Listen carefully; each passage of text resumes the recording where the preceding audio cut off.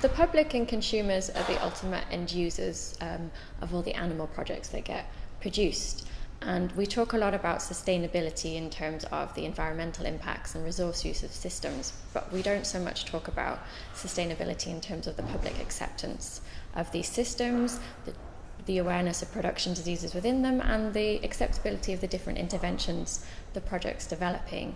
So the research we aimed to conduct was to establish what the general acceptance of modern animal production was, and then to look at the different interventions specifically to find out what made them acceptable or not acceptable to the public. So we ran 2 systematic reviews, first of all. So the first looked at willingness to pay for improved farm animal welfare, and the second one looked at general attitudes towards farm animal welfare.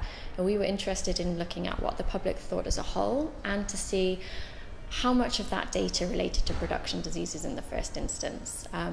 Based on those findings, we then ran a European survey across 5 countries to find out more in depth about the production diseases, what people thought of them, and then the specific interventions designed as part of the project. The main findings from the review was simply the lack of studies on production diseases. So people simply aren't exploring this in the minds of the public or from the public perspective.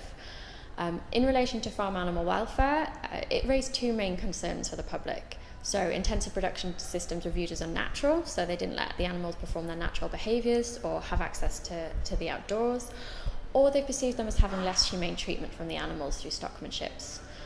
The findings from the European survey of about 2,500 people again emphasised this and really highlighted this disconnection from modern animal production. So people just simply don't have the opportunities to go and visit these modern production facilities.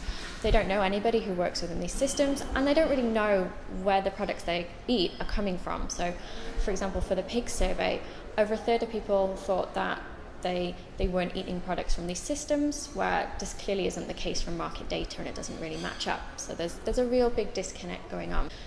In terms of the interventions developed as the project, the most acceptable ones were the most proactive ones, so changes to housing design, stockmanship, improved biosecurity measures, whereas the least accepted ones were anything to do with medicine and treatment, and things such as vaccination, which would be deemed to have food safety implications for consumers. So given the main finding is this disconnection between where the products come from and what the public think, and the fact that they have so many misconceptions about modern animal production systems, the research really highlights the need for more proactive communications from industry to kind of give out some more accurate information about how these production systems are run and the good practices and care that go on within these systems, rather than waiting for the media or other organisations to fill the gap with perhaps more emotive or less factually accurate language.